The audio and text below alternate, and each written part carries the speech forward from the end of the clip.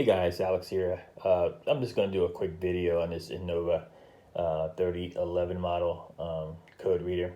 Basically, I want to show you how to check your code on your vehicle. By the way, this will work on any vehicle.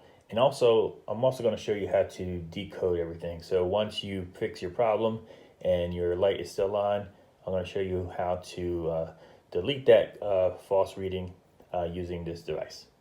Okay, so what you're going to do is you're going to go underneath your car and mount your device to the computer box there. Okay, so what you're going to do is hook it up just like that. You'll hear a beeping sound. Okay, so once you hook it up, you're going to want to turn your key on. Don't worry about starting the car. Let it read. It'll take a few seconds.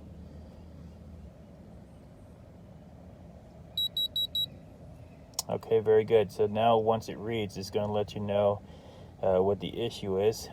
The code does not clear out, so in order for you to do that, it's going to have to hit erase. So hold on to that, and it says it's going to ask you to erase. You hit erase, and it's done. That's all you do. All right, so now it's going to read again, and let's see what happens. And again, you're going to keep your key on.